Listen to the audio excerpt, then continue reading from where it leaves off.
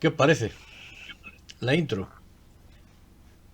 Pues si quieres yo hago un comentario, ¿no? Eh, y es que eso me recuerda y además no solamente como intro, sino también por comentar una anécdota, ¿no?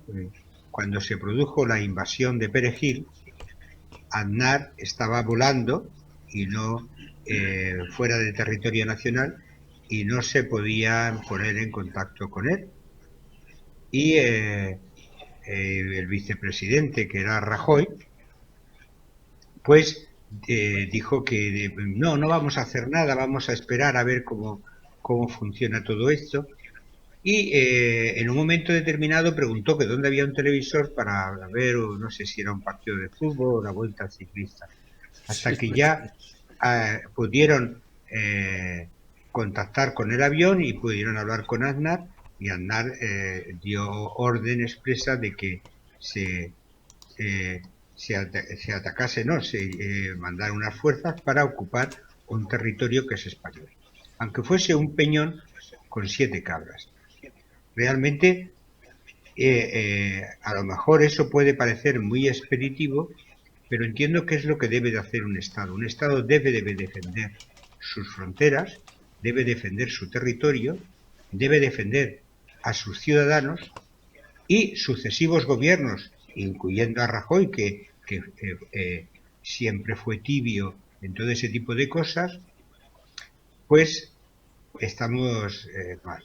Yo aquí que de alguna manera me siento en territorio salvaje, me puedo permitir el lujo de, aunque pueda parecer, no sé, que lo que quieran, xenófobo, racista, me da exactamente igual. Realmente nosotros estamos haciendo omisión de nuestras obligaciones. Nosotros tenemos que defender nuestro territorio y tenemos que medir las consecuencias de nuestros actos.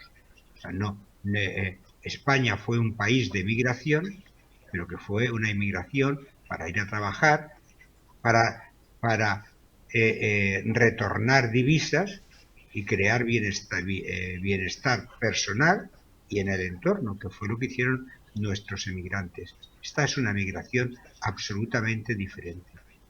Y nosotros tendríamos primero la obligación de haber creado esas condiciones para que quien quiera venir a España, tener evaluada qué capacidad de absorción tenemos laboralmente para dar entrada a esas personas para poder hacer todo ese tipo de trabajo, que estén en unas condiciones dignas, que esas personas puedan ganar legalmente ese dinero y que además contribuyan como hace todo cualquier ciudadano español, a nuestra economía, con nuestros impuestos, a todo ese tipo de cosas. Todo lo demás son cuentos chinos. Honorio, ¿Eh? Todo lo demás ¿cuál es tu opinión? es dar pábulo a algunas ONGs malditas, por mucho que, que, que se les quiera tachar de demócratas, de tal. Bueno, las imágenes de la introducción son bien elocuentes de cuál es el problema. Es decir, aquí no hay una migración que se vea obligada por motivos económicos, que- que puede ser que en cierto modo sí, pero no ese es el problema. Yo he dicho en alguna ocasión que yo no me creo la historia según la cual una persona de un país pobre de África, y no cito el país, pagando 3.000 euros a las mafias, consiga llegar a Europa, al paraíso europeo. Porque no es verdad. Porque una persona que dispone de 3.000 euros en cualquier país de África prácticamente es una persona con unas posibilidades económicas extraordinarias que no necesita salir de su país. Lo que estamos viendo forma parte de otro mundo diferente al que habla Jorge, ¿no? O sea, los españoles hemos sido un país de migrantes en tiempos atrás, cuando la migración en todos los países, porque el orden del mundo era así, lo exigía, estaba regulado de alguna manera. O sea, me pueden decir que quizá a principios del siglo XX muchos españoles marcharon a Cuba, y precisamente yo soy asturiano y de Asturias muchos de ellos, a varios puntos de Hispanoamérica, pero bueno, Cuba uno de ellos, y que no había tanto control. Es probable, pero esa gente fue a trabajar y esa gente fue a sacar las cosas adelante, a formar parte del país en el que vivía y a pagar sus impuestos y a colaborar con el desarrollo y el engrandecimiento del país. Habría casos aislados, no voy a decir que no, pero la mayoría cumplían ese objetivo. Cuando en los años 60 los españoles fueron a trabajar a Alemania, fue porque Alemania abrió la veda a los españoles, y aunque suene mal decirlo, pero es así, es decir, el compromiso de Alemania era con el compromiso que había firmado Alemania era con los países que habían participado como aliados en la Segunda Guerra Mundial, con griegos y con italianos, cuando se produjeron los famosos sucesos que se produjeron en las minas de Bélgica y accidentes y demás, entonces se negaron a ir los italianos y los griegos, y entonces se dio la posibilidad a los españoles, y los españoles fueron a trabajar con sus cartillas reglamentarias, y lo que dice Jorge, integrándose, bueno, más o menos, no sé si en la cultura, pero sí en el país, es decir, pagando sus impuestos y estando legalizados. Lo que estamos viendo ahora es otra cosa. Lo que estamos viendo ahora es un movimiento que se da en todo el mundo, porque tenemos que volver al tema recurrente de Soros, ¿no? Por lo que representa Soros, porque lo que estamos viendo ahora forma parte de una estrategia mundial para ir instalando las bases del cambio que ellos proclaman, ¿no? Que es el nuevo orden mundial, donde lo que hasta ahora ha sido los pilares de las sociedades se van a sustituir por otras bases diferentes, ¿no? Y todo esto nos lleva, por ejemplo, al Pacto por la Migración firmado en Marrakech en el 2018, donde precisamente promovido por las Naciones Unidas y que forma parte de la famosa Agenda 2030, ¿no? Donde la llegada de personas de terceros países ya no se les considera migrantes ni inmigrantes, sino refugiados, y además los países que se comprometen a llevar adelante esos puntos de esa agenda van a hacer y a promover todo lo necesario para legalizar la situación de estas personas lo antes posible y para no estigmatizarlos. Y en eso colaboran también los medios de comunicación. Ahí yo añadiría otra cosa, ¿no? Porque ya sabéis que yo, a diferencia de vosotros, no me quiero creer nada del nuevo orden mundial, del tema de Soros, pero lo que al final me voy a dar un morrazo contra una farola y diré, anda, pues sí, existe, eso existe. El presidente Pero, de Italia ha detectado 40 como Open Arms, 40 yates de estos de lujo que se dedican a llevar a las costas, desde las costas de Mauritania, de Argelia o de Marruecos, llevan inmigrantes a las costas y sueltan. Eso lo ha detectado, o que lo recogen y lo llevan a las costas. Lo ha aquí detectado el presidente italiano, vamos, ha para dicho que mí, hay 40, no como financiadas por la Open, inmigración, financiadas todos eh, por Soros. la inmigración de la que estamos hablando, yo me niego a hablar de migrantes, porque eso Bueno, sí, no son es migrantes. dulcificar el término, como siempre estamos a través del lenguaje en un intento continuo de dulcificar las cosas, pues esa inmigración se produce de África, de diferentes partes de África, hacia Europa principalmente. Y entonces yo me pregunto que todas esas organizaciones, o sea, han abandonado algo que era un verdadero reto. O sea, la erradicación de enfermedades, la erradicación del hambre y crear una situación económicamente sostenible, todos esos conceptos que hablaban del comercio justo, etcétera, etcétera, para que esa gente estuviese eh, reimplantada en sus propios países de una manera digna.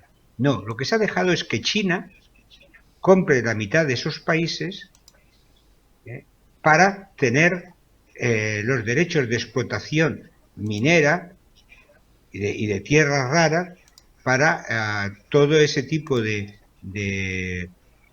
minerales necesarios para smartphones, tablets, portátiles y tal. Es decir, que la pobreza siga en África, además de ser el refugio de montones de toneladas y toneladas de residuos que no se reciclan en Occidente y que se llevan allí y se crean macro vertederos. Y en eso no se está haciendo nada. O sea, la solución es que se emigre hacia Occidente. Bueno, es una alternativa, pero tiene que estar regulado porque no hay capacidad para todo el mundo, no hay trabajo para todo el mundo. Entonces, ¿qué van a ser? ¿Personas absolutamente subvencionadas? ¿Vale? Y estamos hablando de que el sistema de pensiones ya es insostenible. ¿A dónde queremos ir? Pero no se hace nada. No se hace nada para parar el desierto por la zona de Libia, tal, sigue avanzando. No se han hecho ninguna barrera que técnicamente existe y no es tan cara. No se ha hecho ninguna barrera vegetal. No se han creado los cultivos para que esa población se autoabastezca y tenga unas condiciones de vida dignas. Todo eso es muy complicado. Eso lo guay es lo que estamos haciendo. Pues a mí me parece vergonzoso. Lo diga Soros o lo diga Irene Montero. Me parece, o lo diga el macho alfa de Pablo Iglesias. Me parece absolutamente deleznable. Pero ¿a dónde vamos? E inhumano. ¿A dónde vamos? O sea, llenando Europa de tanto inmigrantes, culturas diferentes. ¿A dónde vamos? Bueno, a la alianza de civilizaciones que promulgó Zapatero hace unos años. O sea, a un caos babélico, pues, si me permitís la expresión. Mira, ahora estás poniendo imágenes de Mauritania, hay unas declaraciones de ABC del ministro del Interior de Mauritania que dice que ellos no están colaborando, al contrario, que toda su gestión la ponen en manos de España para que España verifique. Cuando dice España, me imagino que se refiere a las autoridades españolas, y cuando hablamos de autoridades españolas, me imagino que estamos hablando del gobierno de España. Yo creo que el gobierno actual de España, amplio y largo, con veintitantos ministerios, es partidario de este tipo de intercambios, porque si no nos explica la falta de previsión que ha habido cuando ya desde este verano se sabe la situación de los puertos mauritanos y marroquíes y de Senegal, por ejemplo, bueno, pues la falta de previsión para proteger las Canarias, la falta de protección, por ejemplo, con el tema del COVID, es decir, la falta de PCRs, la falta de controles sanitarios en aeropuertos, en puertos y demás, la falta de celo en vigilar la llegada de estos cayucos, porque después de 15 días de estar llegando de forma incesante, con 17 o 18.000 inmigrantes ya, por ejemplo, la situación de Arguineguín ya todos sabemos cómo es, y cómo la Fiscalía ha archivado la queja del alcalde de Mogán. En fin, después de toda esta situación, que es una realidad palpable, 15 días después de eso es cuando dos ministros españoles tienen a bien visitar, uno Marruecos y la otra Mauritania, para tener, digamos, cierto compromiso de estos países. Bueno, mientras el vicepresidente apoya al Polisario. Agita el palito del Polisario. Pero yo voy un poco más allá todavía. Yo creo, y he dicho muchas veces, que el problema del tema migratorio es un problema de la Unión Europea. España forma parte de la Unión Europea y forma parte, por lo tanto, de ese emporio que muchas veces no sabemos muy bien para qué sirve. Y yo recuerdo que hace unos años, cuando se asaltaban la valla de Ceuta y Melilla, concretamente la de Ceuta, una ministra sueca, que era como la equivalente a la ministra de Interior, me parece, o de Exterior de la Unión Europea, criticó el celo con que nuestra Guardia Civil intentaba reprimir la entrada masiva de inmigrantes saltando las vallas. Entonces, vamos a ver, si la Unión Europea tiene sus fronteras y tiene su espacio, la Unión Europea, y con ello quiero decir todos los países que forman la Unión Europea, los que sufren directamente estos ataques migratorios, como son principalmente España e Italia, y los que no lo sufren de una manera tan directa, como son los países del norte, deben de comprometerse en una serie de medidas que proteja efectivamente nuestras fronteras. Y esas medidas no son solamente darle dineros a Marruecos para que construya, no se sabe muy bien qué. Yo me acuerdo que estando una vez en Melilla, y no me voy a alargar, pero lo voy a contar. Yo estaba, uno de los viajes que estuve en Melilla, pasamos a Nador, con unos amigos. Bueno, el paso de, no me acuerdo ahora mismo cómo se llama la frontera, porque tiene un nombre muy curioso, hay un espacio de nadie de medio kilómetro, que como que de nadie, o sea, la Unión Europea dio dinero para que construyera ese espacio entre el control fronterizo de España y el control fronterizo de Marruecos, hay un espacio de 500 metros, donde no debería haber nadie. Pues estaba plagado de marroquíes que habían salido de su país sin ningún problema y tenían que entrar en España, desde coches hasta personas con fardos y demás. Entonces, si ese espacio no es de nadie, ahí no puede haber nadie. Es decir, Marruecos no puede permitir la salida de personas que luego van a ser retenidas a la entrada de España, ¿me entiendes? Pues es que eso es así de fácil. O sea, quiero decir que las autoridades españolas parece que están colaborando con que se den estos casos. Por lo tanto, todo esto es pues muy difícil de entender y de Vamos a ver, explicar. si el gobierno español, Pedro, está en manos de Soros, como se está demostrando, y Soros es partidario de llenar porque está financiando a este tipo de inmigración con la Open Society, que está financiando a un montón al Open Arms y a un montón de barcos que cogen a los inmigrantes en agua marroquí o en agua de Mauritania y los llevan para que se hagan cargo. Pues ya me dirás. Sí. Yo, Blanco y en botella. yo solamente, yo en esta crisis que estamos en este momento, solamente quiero señalar dos o tres pequeñas cosas. Una de ellas, qué casualidad que la única alcaldesa que se ha pronunciado, que le afecta directamente y que ha hablado con una sinceridad, con una simplicidad, que pertenece a un partido independiente. O sea, no está escrita. ¿No? Qué casualidad que el presidente de la comunidad autónoma es socialista. Por lo tanto, quiere decir que los canarios tienen mucha parte de culpa. Porque claro, realmente, ¿quién ha votado ese gobierno de Canarias? Los canarios. Jorge, y ahora ¿me permites? se están tragando lo que ¿Me permites un paréntesis? Recuerda las declaraciones de la señora Oramas en el Congreso contra Vox, cuando Vox pidió precisamente controles a los que llamó xenófobos, racistas y de todo. Y ahora la señora Oramas anda lagrimeando por ahí, diciéndole a Pedro Sánchez si se van a tener que hacer independentistas. Bueno, pues tú misma. Es decir, es que no se puede caer en la demagogia. Y ese es el gran problema, la demagogia de los políticos, que propugnan, primero, lo que no quiere la sociedad. El problema de la inmigración es que la sociedad no la quiere, porque la que sufre la inmigración es la sociedad, no son los políticos. El señor Sánchez en la Moncloa no va a buscar a nadie. Y las capas más bajas de la sociedad. Bueno, a todos les afecta por igual, porque tú vas por Madrid. Sí, bueno, no, por igual no. O sea, sí, a los pensionistas, si hay un exceso de gente, dicen, oye, a lo mejor mi pensión peligra. La gente que ocupa puestos de trabajo más básicos puede decir, es que puede ser que esta persona ilegal acabe ocupando mi puesto de trabajo. O sea, afecta a todos, pero no a todos por claro. igual. Bueno, y el mapa que nos has puesto, Joaquín, no, termino. El mapa que nos has puesto, Joaquín, perdona, estamos. El mapa que tú has puesto se ve claramente que desde Mauritania a las Canarias hay un recorrido que más o menos serán creo que hablaban de 800 y pico kilómetros, unas 600 y pico, 600. Eso no lo hace un cayuco.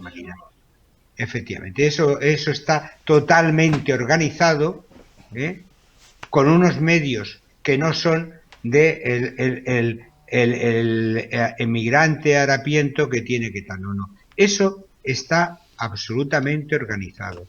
Y está faltando valentía, pundonor, honor, toda esa serie de cosas que tiene que tener un Estado para defender sus fronteras. Y eso se corta de una manera rotunda, sin tibieza. Pero claro, si va el ministro que tiene el síndrome de Coco Chanel, va allí y lo niega. Me refiero al señor Marlaska, al ministro. Es que hay una clase de jueces dentro de la judicatura, hay una clase de jueces que son absolutamente admirables. Pero a partir de ciertos niveles existe una clase de jueces, algunos sobrevalorados, como parece que pasó con Marlaska, que a diferencia de los mortales, ellos cuando van al servicio no mean como el resto, mean eau de perfume. Y están entre Dolce Gabbana, o Sauvage de Dior, o Mademoiselle Coco. Ya cada uno según su sexo o preferencia, ¿no? Yo me refería antes a que en la medida que afecta a todos, no solamente es, por desgracia, o por suerte, vamos, lo económico, sino que la convivencia de estas personas en las ciudades crea problemas de delincuencia, porque tienen que comer. Para los demagogos, además, que son las ONGs tontas, ya no que están implicadas en ese asunto sorístico, sino las personas que aquí, con ese buenismo y esa caridad malentendida, bueno, consideran que hay que ayudar y demás, y que hay que hacer todo lo posible porque esta gente se siente bien y tenga bienestar y demás. Para estos idiotas hay que decirles, faltan a la dignidad humana, porque no es de recibo que a una persona se la trate como les tratan, porque luego muchos de ellos, los más desgraciados, son los que viven hacinados en los parques pasando frío, los que se van a dirigir el tráfico, como digo yo. Estos van a sacar la diplomatura de aparcamiento aquí y luego se vuelven a sus países ya con un máster. Te dicen dónde tienes que aparcar. Vas al 12 de octubre, vas a los grandes hospitales y ves una pandilla de chicos de color porque te están diciendo dónde hay un hueco para que metas el coche. O sea, eso atenta contra la dignidad humana. ¿A qué los traes? ¿A tenerlos luego tirados en los parques? Pues hazlo como dice Jorge. O sea, si necesitamos 200.000 personas que vengan a trabajar en esas tareas que los españoles, porque ya somos de primera división, consideran que se les caen los anillos, como es la recolección de hortalizas o de la fruta cuando llegan sus periodos, o como pueda ser la construcción o como pueda ser cualquier otro trabajo, si los traerlos en condiciones. Asegúralos nada más llegar, que paguen sus impuestos, que ganen su dinero igual que cualquier otro trabajador, que puedan mandar a sus familias de origen las ayudas que precisan y que puedan vivir. Y además yo lo que haría sería intentar integrarlos culturalmente, porque si no lo que se crea es un problema. El Islam es una religión integrista. Vamos la Compañía de las Indias Occidentales durante muchísimos años llevaron opio, pusieron fumaderos de opio para esclavizar a los chinos. Y luego se llevaron a los chinos a Estados Unidos, se llevaron opio, se llevaron fumaderos para construir el ferrocarril. Entonces, yo creo que estos están, lo que se dice, están viendo que Europa sube mucho, ¿qué hay que hacer con ella? Esclavizarla. Pues, vaya, yo ahí sigo un poco con mis teorías son los mismos, que son las que tengo escritas en diferentes libros. Sigo con lo mismo. Es decir, la administración española necesita de algo que yo pongo en el tesismo, que es la simplicidad. Es decir, tenemos demasiadas leyes, con lo cual se acaban incumpliendo, y además somos absolutamente fariseos. En este tema inmigratorio, vale, de acuerdo, han entrado inmigrantes ilegales. Bien, pues crea un mecanismo rápido y sencillo para que si cualquier empresario los reclama, se les pueda legalizar y pues se puedan poner a trabajar. Matrimonios que ambos son profesionales y que ambos trabajan y necesitan contar con si tienen hijos, además, no a lo mejor ni siquiera con un servicio, sino con una interna que esté allí, pues no pueden legalizarla porque le dicen, no, mire usted que se vaya a su país de origen, usted presente toda la documentación y la reclama, y entonces que vuelva. ¿Qué está usted diciendo? Esto es inviable, económica, técnicamente. y decir, ustedes son unos fariseos. Están permitiendo que entre la gente ilegalmente, pero después no está dispuesta a solucionarle ágilmente el problema. Si en la zona donde yo vivo, de invernadero, resulta que ahora en invierno hay unos días de calor y hay una sobremaduración de los frutos, tienen que en un corto periodo tienen que cortar y echarlo fuera. Pero si resulta que esos señores no tienen número de trabajadores suficientes, por lo que ha dicho a lo mejor Honorio, que o la gente tiene empleos mejores y no les interesa eso, o sencillamente porque hay escasez de mano de obra. ¿Qué ocurre? ¿Que deja que se mueran esas plantas y esos frutos? ¿O mete a trabajar a eso? Automáticamente el empresario es un delincuente, está metiendo a gente a trabajar ilegal.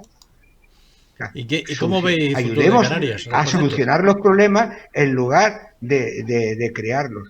Pero parece que es más fácil crear problemas que solucionarlos. ¿Cómo Y veis el eso futuro no de puede ser. Canarias? El futuro de Canarias, pues yo es que a futuro no suelo mirar mucho porque me parece que es muy incierto. El futuro, si tenemos en cuenta que el presente está lleno de agujeros, pues el futuro a mí se me antoja bastante incierto. Pero a mí me gusta mirar al pasado, por eso soy aficionado a la historia. Y viendo cómo evolucionó en el siglo XIX la situación de Cuba, por ejemplo, con respecto a España, es que no quiero pensar que vayamos a repetir la jugada en el siglo XXI con respecto a Canarias. Canarias es un territorio, es un archipiélago que forma parte desde que se fundó el Reino de Marruecos, allá por el año 56 aproximadamente, que forma parte de su ambición, anexionarse Ceuta, Melilla y Canarias, evidentemente. Lo que comentaba antes Jorge de la isla de Perejil, yo lo interpreto como un pulso. O sea, un peñón que tiene 7 cabras, no hay personas, no hay nada, no produce nada, es inservible. A ver hasta qué punto los españoles están tan desconcertados que mantienen su soberanía sobre todo su territorio o no. Y bueno, y en aquel momento yo creo que Estados Unidos jugó también y la alianza que Aznar tenía o la amistad que tenía con Bush fue un factor importante para que España diera un paso en ese sentido y ocupara el archipiélago, o sea, el peñón de Perejil.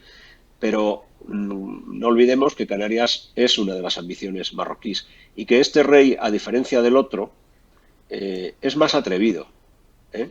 Este es más atrevido que su padre, porque sabéis perfectamente que hace unos años hizo unas quejas públicas porque dice que los aviones que sobrevolaban Melilla, aviones de la Fuerza Aérea Española que sobrevolaban Melilla, pues en vuelos de prácticas, que tenían que dejar de volar porque le despertaban de la siesta cuando se encontraba en su palacio de Nador. Y en Melilla me decían a mí, este no ha venido a Nador desde que era niño. Pero bueno, ¿de qué se trata? Que yo voy a poner ahí una nota de protesta. Así que tú me preguntas por Canarias a futuro. Pues yo no quiero ser pesimista, casi prefiero no contestar de una manera directa, pero yo lo veo muy, muy, muy incierto el futuro. Y con actitudes como la de la señora Oramas, más. Hay que tener las cosas muy claras, dentro y fuera. Y si son socialistas, como decía Jorge, como si son del PP, son tal para cual. Si no tienen las cosas claras, lo van a pasar mal. ¿Tú cómo ves Melilla, Bueno, Honorio? Digo, Jorge, perdón. ¿qué pienso de lo de Melilla? El futuro de Melilla. Bueno, El futuro. pues ¿Qué va a pasar ahí? como nota el rey suele su barco y tal veranear más cerca de Ceuta que de Melilla, pero yo también creo que y creo que lo ha expresado maravillosamente bien Honorio. Lo de Perejil fue un pulso, en la mentalidad de los marroquíes. Ese es un lenguaje absolutamente entendible, y si nosotros no somos capaces de mantener un pulso firme, pues lo tenemos complicado. Y ha apuntado otro elemento. ¿Por qué no se ha resuelto de una manera definitiva el tema polisario? Pues porque Marruecos es un aliado de Estados Unidos. Las bases americanas están en Marruecos.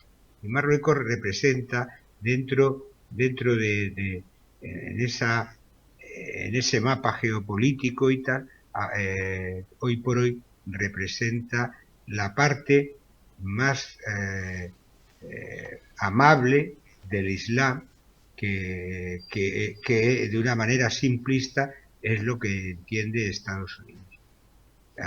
Ceuta y Melilla son restos coloniales y más pronto o más tarde acabarán siendo de Marruecos. Bueno, hasta la próxima. Ya hemos rebasado lo suficiente. El tiempo. Bueno, Venga. Sí, y además ya a partir de ahora solamente podemos decir maldades, con lo cual es mejor que lo paremos aquí. Venga, hasta luego. Gracias. Un abrazo. Hasta luego. Hasta luego.